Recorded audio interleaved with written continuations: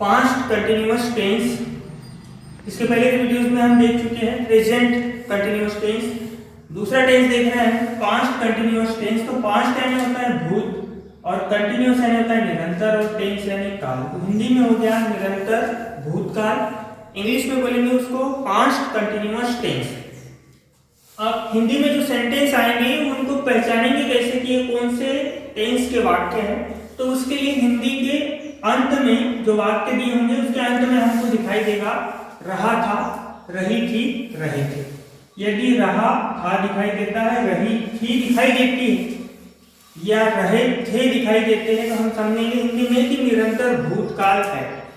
Same वैसा ही यदि English में सेंटेंस दिए हुए हैं और उनको आपको आइडेंटिफाई करना है कि कौन सा टेंस है, तो इंग्लिश में पहचानने के लिए आपके पास में दो चीज रहेगी। तो वाज हेल्पिंग वर्ब दिखाई देगी और वेयर हेल्पिंग वर्ब दिखाई देगी। यानी टू बी दो होगी, एक तो वाज होगी नहीं तो वेयर होगी, और साथ ही साथ वर्ब के फर्स्ट फॉर्म में आईएनजी लगा हुआ होगा।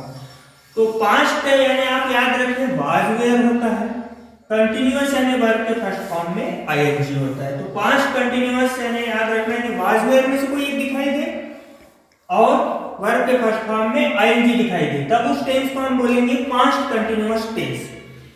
अब यदि अपने को पहचान पता है तो स्ट्रक्चर इजीली बन जाता है। स्ट्रक्चर बन जाएगा उसका पहले सब्जेक्ट जो हर टेंस में होता है, फिर उसके बाद में पास्ट बोला तो वाज वेयर रखना है हमको, was oblique were plus verb के फर्स्ट फॉर्म में आईएनजी। तो ये हो गया पास्ट, ये हो गया कंटिन्यूअस। सबसे पहले रख लिया हमने सब्जेक्ट, उसके बाद में वाज वेयर, उसके बाद में वर्ब के फर्स्ट फॉर्म में आईएनजी, ऑब्जेक्ट और अदर वर्ड। तो हर किसी सेंटेंस में कॉमन रहेंगी तीन चीज, सब्जेक्ट, ऑब्जेक्ट और अदर वर्ड। पूरे के पूरे टेंस के फार्मूला यदि याद रखना है तो तीन चीज कॉमन समझिए, सिर्फ चेंज होगा तो हेल्पिंग वर्ब की जगह और मेन वर्ब की जगह। पूरे के पूरे 12 टेंसेस में यही होता है कि हेल्पिंग वर्ब चेंज होती है और मेन वर्ब चेंज होती है। सब्जेक्ट, ऑब्जेक्ट और other word as it is हम मान सकते हैं कि वो अपनी जगह पर रहेंगे। यहाँ पर कोई भी सब्जेक्ट चेंज हो सकता है, कभी राम आ सकता है, कभी श्याम आ सकता है, कभी गीता आ सकती है, कभी सीता आ सकती है। वैसे ऑब्जेक्ट भी चेंज हो सकता है, अदर वर्ड भी चेंज हो सकता है, लेकिन उनका जो स्थान है वो बराबर हर टेंस में वहीं पर रहेगा। सिर्फ चेंज होगा तो हेल्पिंग वर्ब, टू बी और मेन वर्ब। तो स्ट्रक्चर मिल गया हमको पास्ट कंटिन्यूअस टेंस। जैसे प्रेजेंट बोलते से हमको एक चीज याद आती है कि उसमें होता है प्रेजेंट यानी इज, एम, आर, और कंटिन्यूअस बोला तो वर्ब के फर्स्ट फॉर्म में आईएनजी याद रखा। ये पहचान हो गई हमारी प्रेजेंट कंटिन्यूअस टेंस की। वैसे ही पास्ट कंटिन्यूअस टेंस की पहचान याद रखेंगे कि पास्ट यानी हम याद रखेंगे वाज और वेयर, और कंटिन्यूअस यानी वर्ब के फर्स्ट फॉर्म में हो जाएगा आईएनजी। तो स्ट्रक्चर मिल गया हमको, पहले सब्जेक्ट वाज वेयर में से कोई एक रखना है, वर्ब के फर्स्ट फॉर्म में आईएनजी रखना है, फिर ऑब्जेक्ट रखना है, फिर अदर वर्ड जो भी होगा। अब सब्जेक्ट तो हम रख लेंगे, उसके बाद में वाज और वेयर है हमारे पास, तो कब हम वाज यूज करेंगे, कब हम वेयर यूज करेंगे। तो वाज का यूज जो है हम करेंगे सिंगुलर सब्जेक्ट होने पर वाज यूज करेंगे। For example he, she, it, name, उसके बाद में आई, इनके साथ में हम यूज करेंगे वॉच का। जब भी सिंगुलर सब्जेक्ट आता है, जैसे ही, सी, इट, नेम, आई, किसी का नाम यदि आता है, तब हम वॉच का यूज करेंगे। सेकंड है हमारे पास में वेयर। ठीक है, वाज यूज करेंगे कब वेयर यूज करेंगे। तो वाज हम तब यूज करेंगे जब सेंटेंस में सब्जेक्ट सिंगुलर हो, तब हम वॉज का यूज करेंगे, और जब सेंटेंस में सब्जेक्ट प्लूरल हो तब हम वेयर का यूज करेंगे। Plural means we, they, you, children, people, जो भी है। यदि बहुवचन करता आते हैं तब हम वेयर का यूज करेंगे। तो एक चीज क्लियर होगी हमारी कि पहले सब्जेक्ट रख लेंगे, उसके बाद में हम वाज कब रखेंगे, जब सब्जेक्ट हमारा सिंगुलर होगा। वेयर कब रखेंगे, जब सब्जेक्ट हमारा प्लूरल होगा या बहुवचन करता होगा। Singular means he, she, it, name and I. वैसा ही प्लूरल मींस या बहुवचन करता means we, they, you, children, people etcetera जो भी आएंगे तो उनके साथ में हम वेयर का यूज करेंगे। तो हमारे पास में स्ट्रक्चर बन गया कि पहले सब्जेक्ट रखेंगे, फिर वॉज वेयर, फिर वर्ब के फर्स्ट फॉर्म में आएंगी, फिर ऑब्जेक्ट, फिर अदर वर्ड। तो इसको यदि हमको बनाना है, फॉर एग्जाम्पल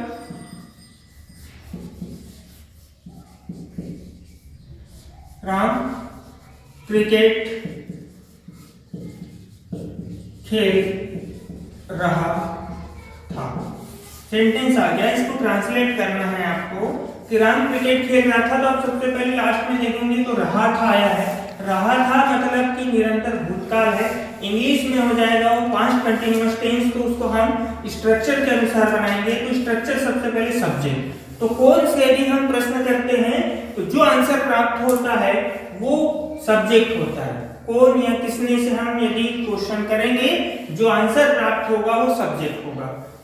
किसने क्रिकेट खेला, तो राम ने क्रिकेट खेला, तो हमको राम मिला, तो आ जाएगा सब्जेक्ट हमारे पास में राम। अब उसके बाद में सब्जेक्ट का काम खत्म हो गया, अब वाज और वेयर बचे हुए।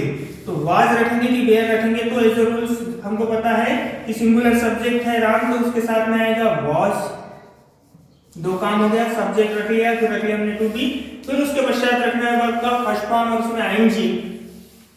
तो यहाँ पर कौन सा काम हो रहा है, खेलने का, तो खेलने के लिए वर्ब होती है प्ले, उसमें लगाएंगे आईएनजी, यानी वर्ब का हमको फोर्थ फॉर्म रखना है।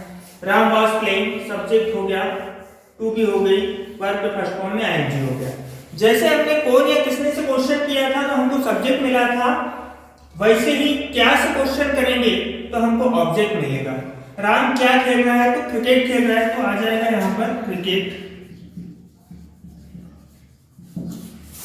तो सेंटेंस बन गया हमारे पास राम वाज प्लेइंग क्रिकेट। अब इस सेंटेंस को पहचानना है, तो पहचानने के लिए मैंने बताया था कि पास्ट टेंस है, याद रखना है वाज में से कोई एक, तो वाज आ गया, पास्ट हो गया, वर्ब के फर्स्ट फॉर्म में आएंगे यानी कंटीन्यूअस हो गया।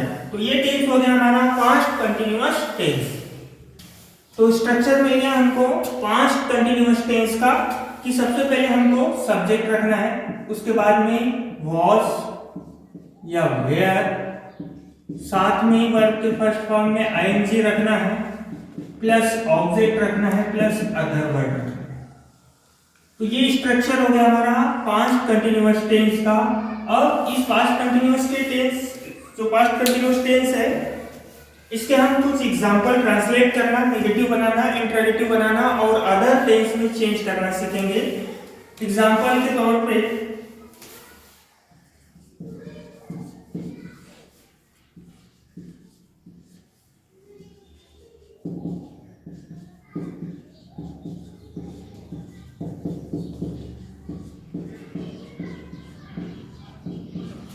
वह अंग्रेजी बोल रहा था।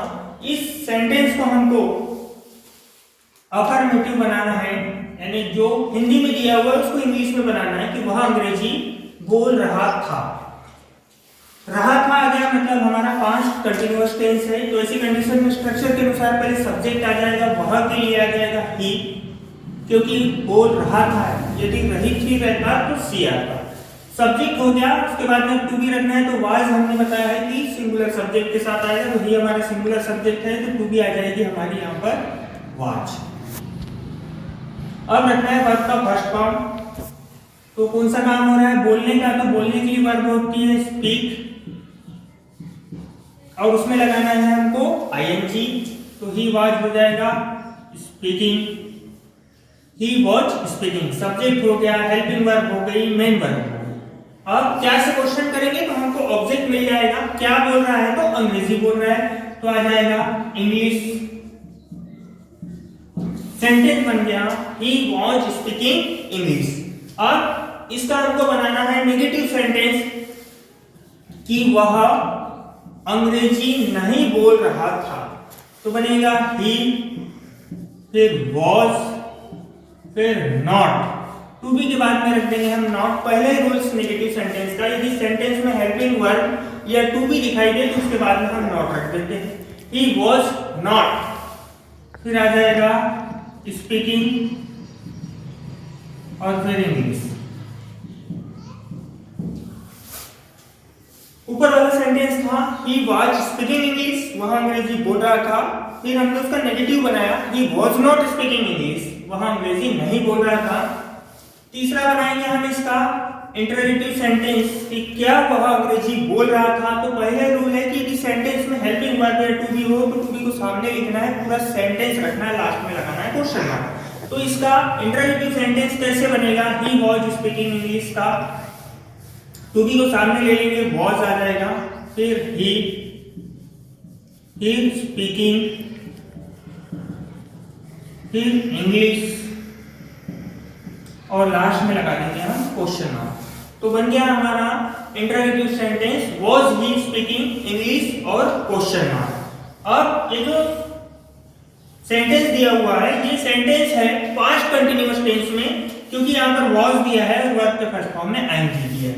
यदि इसी टेंस को हमको प्रेजेंट कंटीन्यूअस टेंस में लेकर जाना है तब कैसा लेकर जाएंगे, स्ट्रक्चर सेम रहेगा। यदि प्रेजेंट कंटीन्यूअस टेंस की बात करें हम तो यहाँ पर टू बी चेंज हो जाएगी, हेल्पिंग वर्ब चेंज हो जाएगी, उसकी जगह आ जाएगा इज, एम और आर।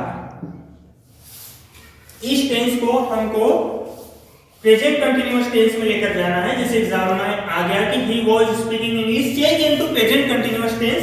इसको प्रेजेंट कंटीन्यूअस टेंस में चेंज करना है तो मैंने जैसे पहले बताया कि सिर्फ यहाँ पे हेल्पिंग वर्ब या टू बी चेंज होगी और ये आईएनजी जैसे का वैसा रहेगा, क्योंकि पास्ट है और कंटीन्यूअस है तो कंटीन्यूअस यानी आईएनजी रहेगा ही रहेगा।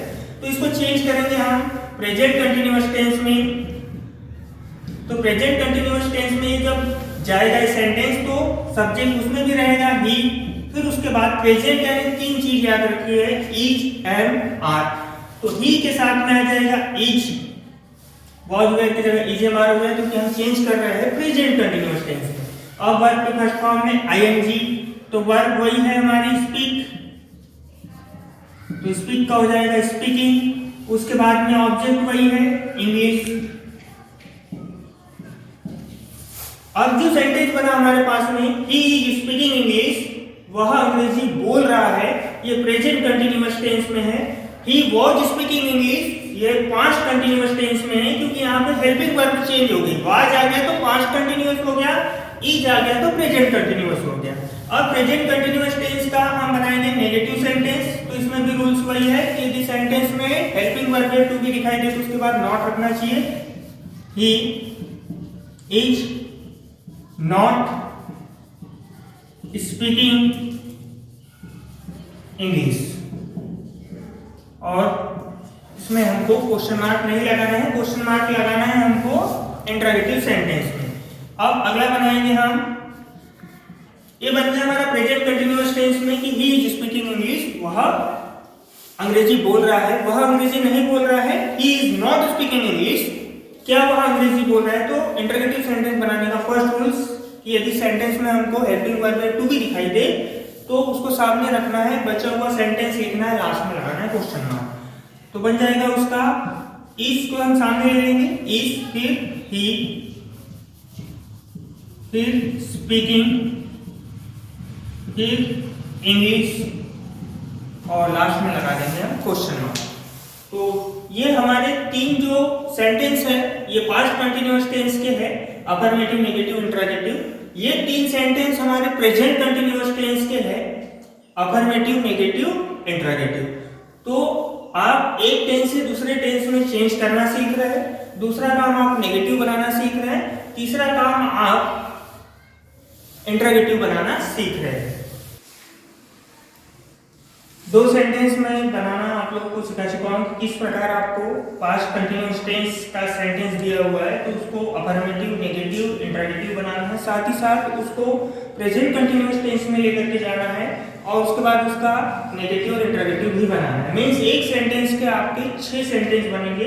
आप लोगों के लिए 3 सेंटेंस दे रहा हूं, कमेंट बॉक्स में लिख करके बताएंगे कि इनके पास्ट कंटीन्यूअस टेंस के 3 सेंटेंस कैसे बनेंगे, अफर्मेटिव, नेगेटिव, इंटरोगेटिव, और प्रेजेंट कंटीन्यूअस टेंस के भी अफर्मेटिव, नेगेटिव, इंटरोगेटिव कैसे बनेंगे। यानी एक सेंटेंस के आपको 6 सेंटेंस बनाना है। टेंस में आप जितनी प्रैक्टिस करोगे उतने परफेक्ट होंगे। वह भोपाल जा रहा था, पहला एग्जांपल है। दूसरा, हम खाना बना रहे थे, और तीसरा एग्जांपल है वे टीवी देख रहे थे। तो ये तीनों सेंटेंस की 6 3 18 यानी आपका 18 सेंटेंस बनेंगे और वो 18 के 18 सेंटेंस आप बना करके बताएं।